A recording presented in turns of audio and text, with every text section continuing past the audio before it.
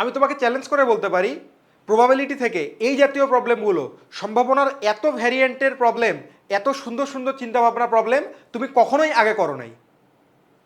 এই জাতীয় প্রবলেমগুলো আমাদের পড়তে হবে। প্রতিস্থাপন না করে 13টি সাদা, 15টি কালো আর 17টি নীল বলের ঝুড়ি থেকে পরপর 3টি বল বের করা হলে 3টি সাদা বল হওয়ার সম্ভাবনা নির্ণয় করো। তার মানে কি বুঝাইছে ব্যাপারটা? ওইভাবে না বুঝো, আমি তোমাকে দেখাই। এখানে ছিল মনে করো 3টা, মনে করো সাদা, তারপরে মনে করো এরকম ছিল নীল, তারপরে ঠান্ডা লাগলো, আর মনে করো ছিল লাল, ধরে নাও জাস্ট এইরকম, ঠিক আছে? এখন আমি এইখান থেকে টুক করে মার্বেল তুলবো, তাহলে একটা মার্বেল তুলে নিচ্ছি, ঠিক আছে? একটা মার্বেল তুলে নিলাম। বুঝো তো এইবার মার্বেল কয়টা ছিল এখানে? সাদা মার্বেল ছিল 3টা, তাই না? টোটাল মার্বেল ছিল 9টা। বুঝো তাহলে সাদা হওয়ার সম্ভাবনা কত ছিল? প্রথম মার্বেলটা সাদা হওয়ার সম্ভাবনা ছিল 3/9, ঠিক আছে? পরপর 3টাই সাদা হবে, তার মানে কি আমি দ্বিতীয় যেটা তুলবো প্রতিস্থাপন না করে, মানে কি ওকে আবার পুনরায় রাখা যাবে না, তার মানে ও এখান থেকে চলে গেছে। এইবার মার্বেল কয়টা আছে? মার্বেল আছে 8টা, এবং সাদা কয়টা আছে? 2টা। আমার দ্বিতীয়টা তো সাদাই হওয়া লাগবে, তাহলে এটা হচ্ছে 2/8, মানে দ্বিতীয়টা সাদা হওয়ার সম্ভাবনা হচ্ছে 2/8। প্রথমটা সাদা হওয়ার সম্ভাবনা 3/9, দ্বিতীয়টা 2/8। তারপরে এটা যখন চলে গেল, মার্বেল এবার কয়টা আছে? 7টা। সাদা কয়টা আছে? একটা। এইটাও সাদা হওয়ার সম্ভাবনা কত? 1/7, কারণ 7টার মধ্যে একটা হচ্ছে আমার সাদা। এইবার বলছে পরপর 3টাই সাদা হইতে হবে, তার মানে কি প্রথমটা সাদা এবং দ্বিতীয়টা সাদা এবং তৃতীয়টা সাদা। অথবা হইলে হবে না, প্রথমটা বলে নাই যে 3টার মধ্যে যে কোনো একটা সাদা হওয়ার সম্ভাবনা কত, তা কিন্তু বলে নাই। বলছে কি 3টাই সাদা হওয়া লাগবে, তার মানে কি প্রথমটা উঠাইছি ওরে সাদা, তারপরটা উঠাইছি ওরে সাদা, প্রথমটাও সাদা এবং দ্বিতীয়টা সাদা, তৃতীয়টাও সাদা। এইটাই হচ্ছে পরপর 3টাই সাদা, তার মানে প্রথমটা সাদা এবং দ্বিতীয়টা সাদা এবং তৃতীয়টা সাদা। আর এবং হইলে কি হয়? গুণ হয়। তার মানে কি এই 3টা গুণ হবে 3/9 ইন্টু 2/8 ইন্টু 1/7। একই ঘটনা এটার জন্য হবে। আশা করি বুঝছো এটা তোমরা।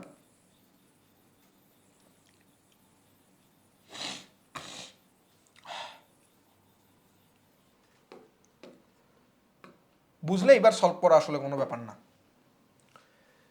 প্রতিস্থাপন না করে 13টি সাদা, তার মানে মোট বল কয়টা? মোট বল আছে 13 যোগ 15 যোগ 17।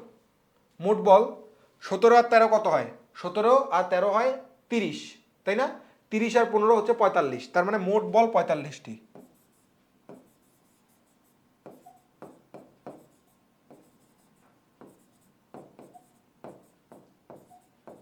ঠিক আছে তো নাকি? 13, দাঁড়াও, 10 20 30, অনেকক্ষণ ধরে ক্লাস নিচ্ছি, মাথা হ্যাং। 30 10 40, 5 45। হ্যাঁ, সাদা বল কয়টা?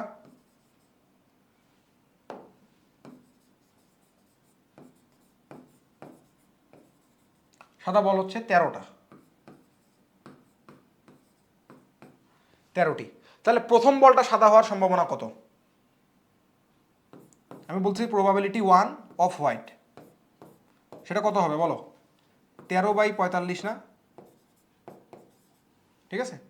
দ্বিতীয় বলটা সাদা হওয়ার সম্ভাবনা কত? প্রতিস্থাপন কিন্তু করা যাবে না, প্রতিস্থাপন করা গেছে কি? যায় নাই, যার কারণে সাদা বল হয়েছে কয়টা? প্রথমটা উঠাইছো, সাদা হয়েছে তো ওইটা, নাকি? সাদাই তো উঠবে প্রথমবার, সেটারই তো সম্ভাবনা বের করছি। তাহলে এইবার বল কয়টা হয়ে যাবে? সাদা বল 12টা, আর মোট বল কয়টা হবে এবার? 44টা। এরপরে 3 নাম্বার বলটাও সাদা হওয়ার সম্ভাবনা কত? মোট বল এবার কয়টা আছে? 43টা, যাদের মধ্যে সাদা বল আছে 11টা। এইবার আমি বলতেছি কি, পি অফ অল 3 বলস two B white.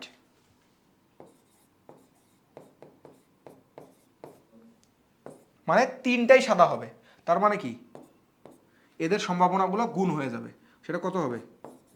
13/45 into 12/44 into 11/43। তোমরা যখন ইন্টারে উঠবা তখন পারমুটেশন কম্বিনেশন দিয়ে এগুলো খুব সুন্দর করে ফেলতে পারবা। ওকে, এটা রেজাল্ট কত আসবে? এটা রেজাল্ট আসবে 13/45 ইন্টু 12/44 ইন্টু 11/43, এটা হচ্ছে 13/645। এবং এই মানটা অনেক ছোট না বলো তো? এবং আসলে এই মানগুলো অনেক ছোটই হয়, কারণ পরপর তিনটা এবং আলা সম্পর্ক। এবং আলা সম্পর্ক মানে কি বোঝাচ্ছি, যে একসাথে এতগুলা ঘটনা ঘটাইতে যাচ্ছি আমি, তার মানে কি এর সম্ভাবনা অনেকটা কমে যাবে না?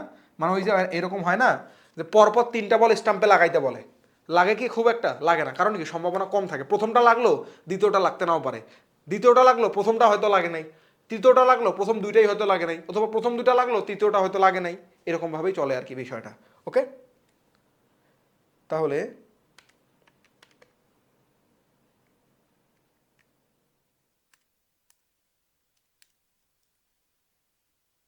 আচ্ছা, দরকার নেই, এটা গেল, এটা তো হইলো।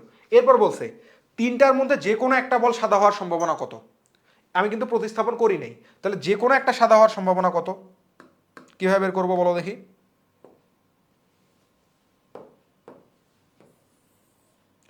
যে কোনো একটা সাদা হওয়া মানে কি? প্রথমটা সাদা, অথবা দ্বিতীয়টা সাদা, অথবা তৃতীয়টা সাদা। আমরা কি জানি? এবং থাকলে কি হয়? এবং থাকলে হয় গুণ, এটা মনে রাখবা।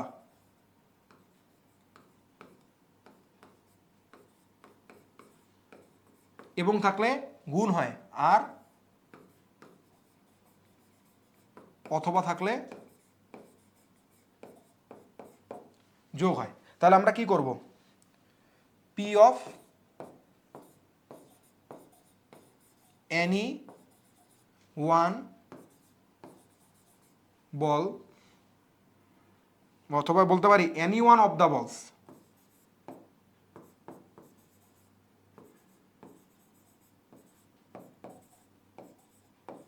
টু বি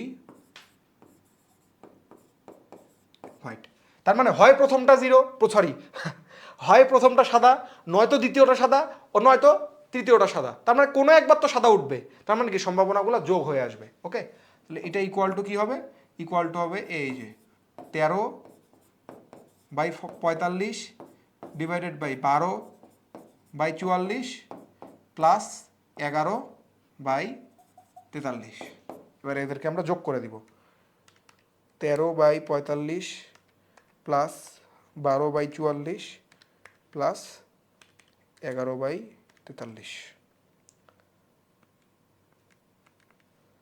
এটা আসতেছে 0.8174। এটাই আসলো, এটাকে আমি ইয়েতে নিতে পারলাম না আর কি, দশমিকে নেওয়া মানে ভগ্নাংশে নেওয়া গেল না। তাহলে এইটাই হচ্ছে এটার আনসার। ক্লিয়ার? আচ্ছা, এরপর এই প্রবলেমটা দেখো, খুবই চমৎকার একটা প্রবলেম। কি বলছে? একটি খেলায় জয়ের সম্ভাবনা 1/5, যদি খেলোয়াড় 3বার খেলে তবে একবারই জেতার সম্ভাবনা কত? মানে সে খেলবে 3বার কিন্তু জিতবে একবারই। একবারই মানে কি? বাকি 2বার কিন্তু তাকে হারতে হবে, এটা কথা বুঝছো? একবারই জিতবে বলে নাই যে কমপক্ষে একবার জিতবে অথবা 3বারই জিতবে, এরকম কিছু বলে নাই। সর্বোচ্চ একবার জিতবে এগুলা কিছুই বলে নাই, বলছে তাকে একবারই জিততে হবে। তাহলে একবার যদি জিতে তাহলে বাকি 2বার হারতে হবে অবভিয়াসলি, ঠিক কিনা বলো? একবার যদি জিতে তার মানে কি বাকি 2বার হারতে হবে। তার মানে এই জিনিসটাকে আমরা কি বলতে পারি? একবার জেতা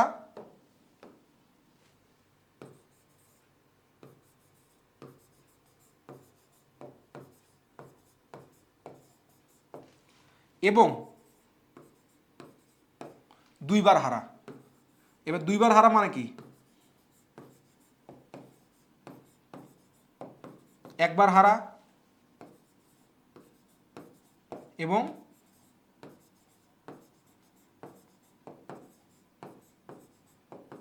একবার হারা।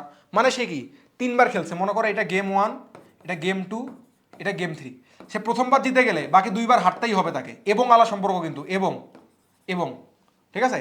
প্রথমবার যদি হারে দ্বিতীয়বার জিতলে তৃতীয়বার তাকে হারতেই হবে, এরাও কি এবং এবং। তারপরে প্রথমবার হারলো, দ্বিতীয়বার হারলো, তাহলে তৃতীয়বার তাকে জিততেই হবে। তো প্রত্যেকটার জন্য কি এবং আলা সম্পর্ক, এবং আলা সম্পর্ক মানে কি প্রবাবিলিটিগুলো গুণ হবে। তাহলে আমরা যে কোনো একটা চুজ করলেই হবে, কারণ এবং আলা সম্পর্কে এইটা এইটা যা হবে এইটার গুণফলগুলো সেম হবে, কারণ 2বার হারা গুণ হচ্ছে আর একবার জিতা গুণ হচ্ছে, এইটার ক্ষেত্রে দুইবার হারা গুণ হচ্ছে, একবার জিতা গুণ হচ্ছে, এটার জন্য দুইবার হারা গুণ হচ্ছে, একবার জেতা গুণ হচ্ছে। ক্লিয়ার?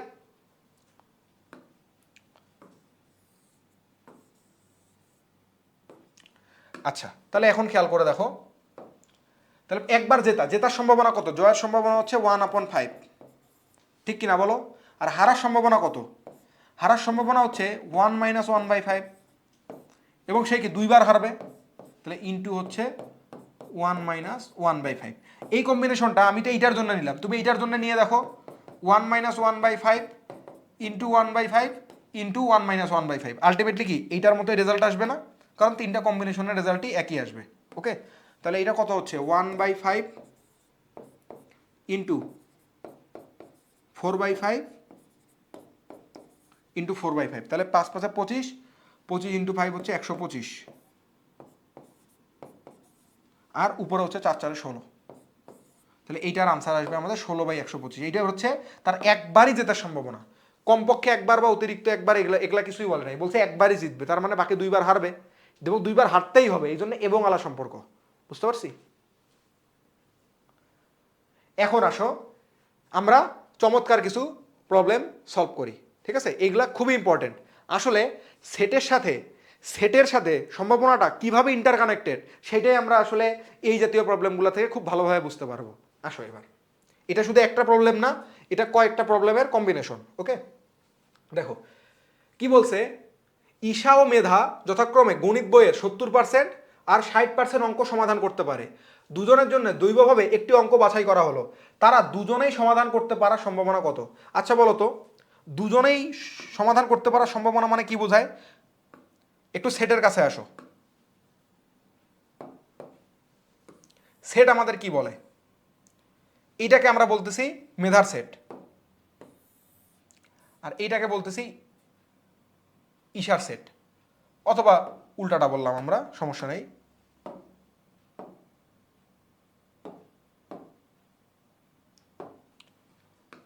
এইটাকে বলতেছি আমরা ঈশার সেট, এটাকে বললাম ই, আর এটাকে বলতেছি মেধার সেট এম। ঠিক আছে, এই জায়গাটা নিশ্চয়ই ই ইন্টারসেকশন এম, ঠিক কিনা বলো?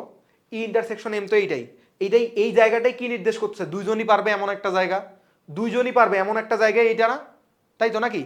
এইবার চিন্তা করে দেখো, ঈশার প্রবাবিলিটি কত আগে?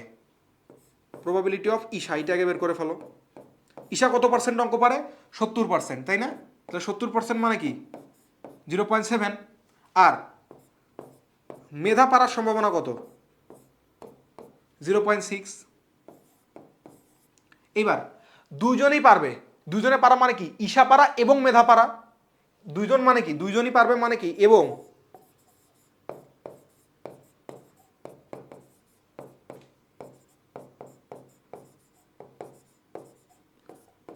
মানে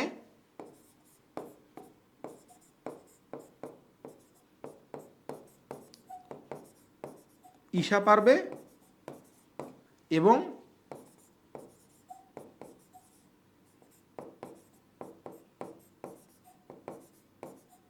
মেধা পারবে, ঠিক তো? তাহলে ঈশা পারার সম্ভাবনা কত? ঈশা পারার সম্ভাবনা হচ্ছে 0.7, আর মেধা পারার সম্ভাবনা কত? 0.6।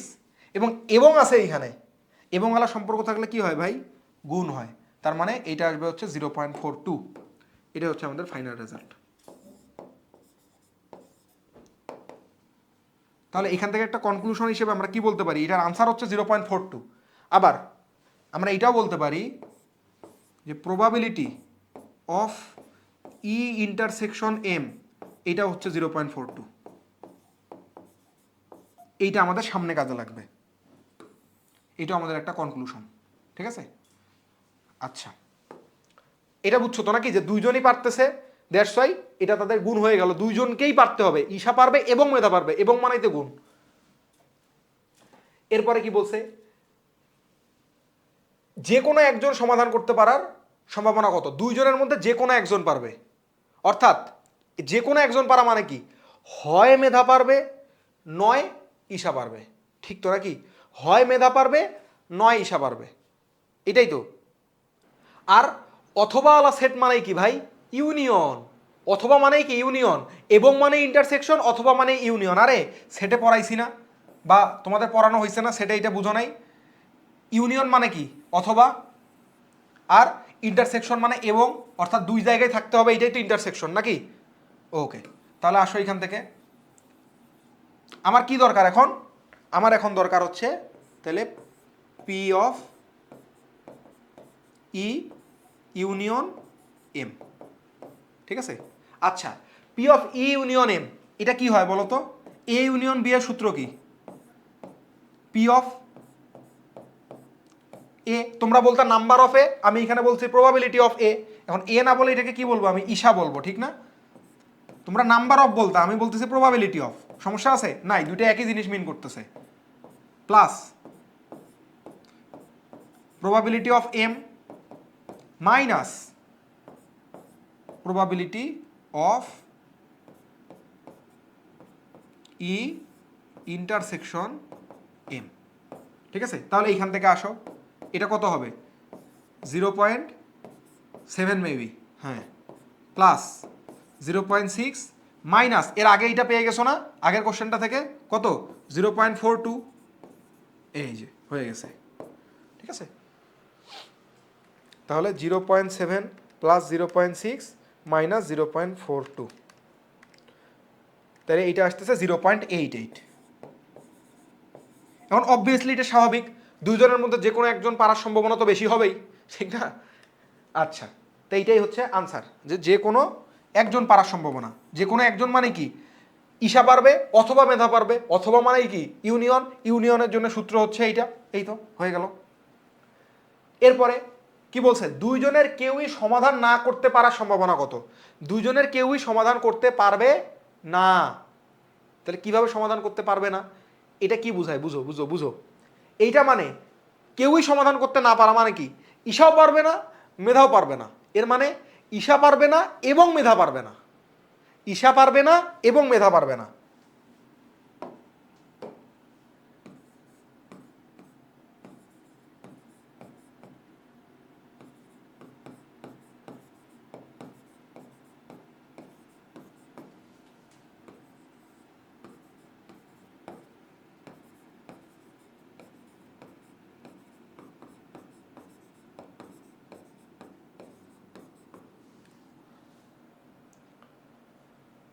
এইটার ক্ষেত্রে একটু লিখে রাখি, বাদ গেছে যে এইটা বোঝাবে হচ্ছে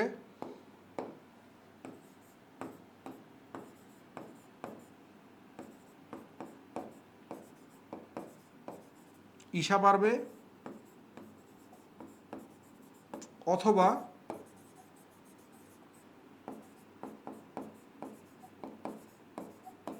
মেধা পারবে। আর এই অথবা মানেই হচ্ছে ইউনিয়ন। ঠিক আছে,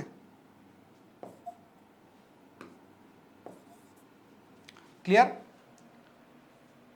এরপরে এবার ঈশা পারবে না এবং মেধা পারবে না। আচ্ছা, ঈশা পারার সম্ভাবনা কত বলো দেখি? প্রবাবিলিটি অফ ঈশা এটা কত? 0.7। তাহলে প্রবাবিলিটি অফ ঈশা না পারার সম্ভাবনা কত? এটাকে বলতেছি ই প্রাইম। পারার সম্ভাবনা যদি 0.7 হয়, তাহলে না পারার সম্ভাবনা অবভিয়াসলি হচ্ছে 1 মাইনাস পি অফ ই। তাহলে সেটা কত?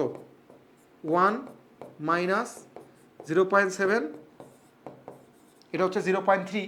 আবার প্রবাবিলিটি অফ মেধা এটা কত? 0.6। তার মানে বুঝতেই পারতেছো, প্রবাবিলিটি অফ মেধা প্রাইম মানে মেধা না পারার সম্ভাবনা,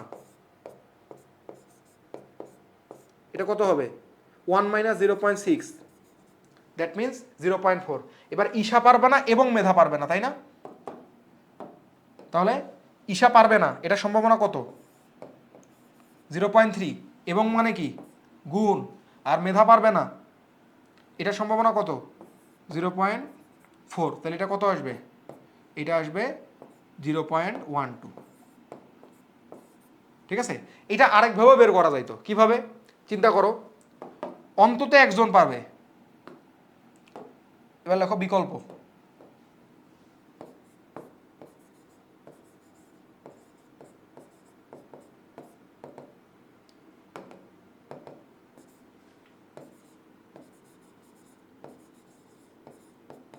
যে কোনো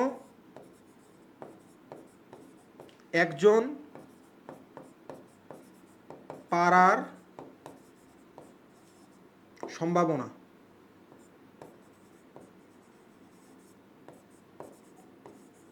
আগের প্রবলেম থেকে কত পাইছো? 0.88 পাইছো না? তাহলে অতএব কেউ না পারার সম্ভাবনা, মানে একজনও না পারার সম্ভাবনা।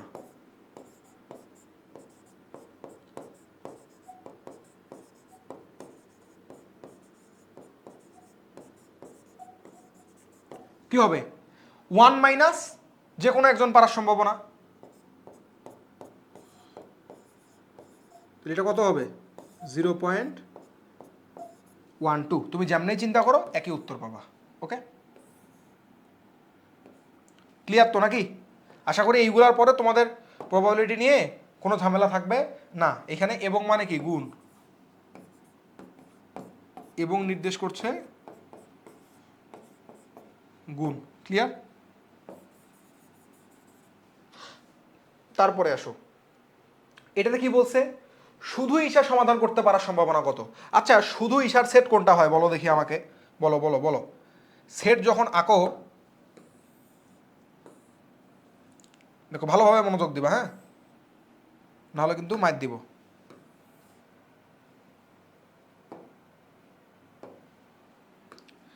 এটাকে বলতেছো তুমি ঈশা, হ্যাঁ, এই পুরো সেটটাকে বলতেছো ঈশার সেট, আর এই সেটটাকে বলতেছো মেধার সেট। এই জায়গাটা কার? এই জায়গাটা দুইজনেরই, তাই না? তাহলে এই জায়গাটা হচ্ছে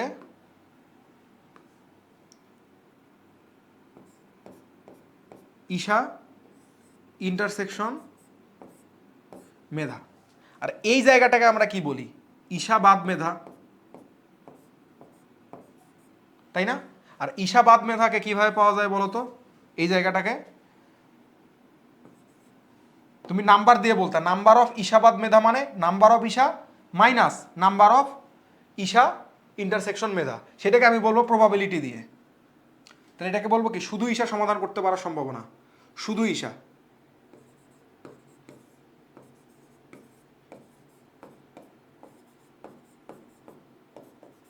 এটা হচ্ছে প্রবাবিলিটি অফ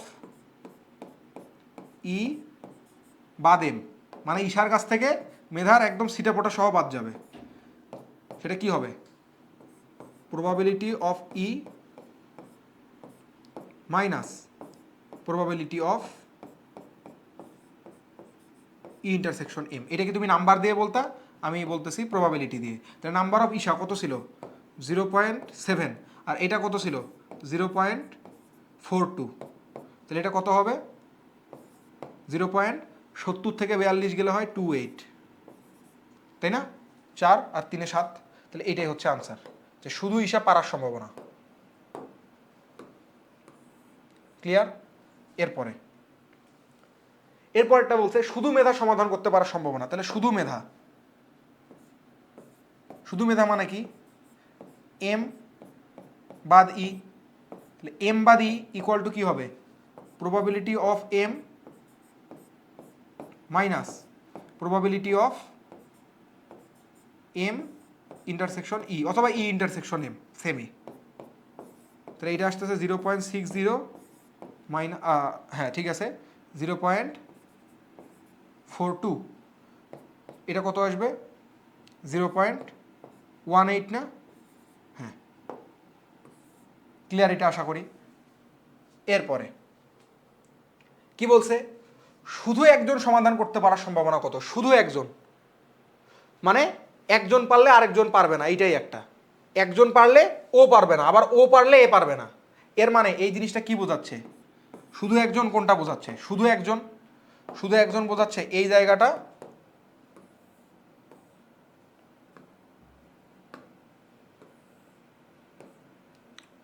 অথবা এই জায়গাটা, এই যে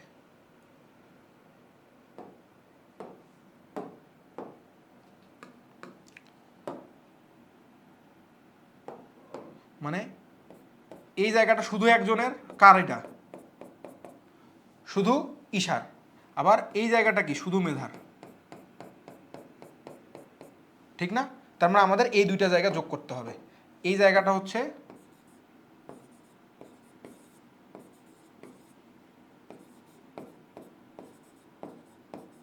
শুধু ঈশা,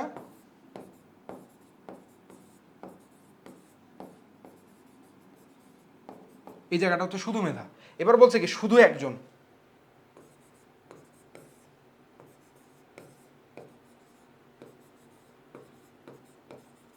শুধু একজন পারার, সেই শুধু একজনটা শুধু ঈশাও হইতে পারে অথবা শুধু মেধাও হইতে পারে।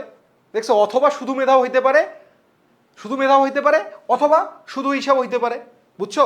তার মানে কি অথবা আছে তো বাবা, অথবা থাকলে কি হয় বলো তো? অথবা থাকলে যোগ হয়।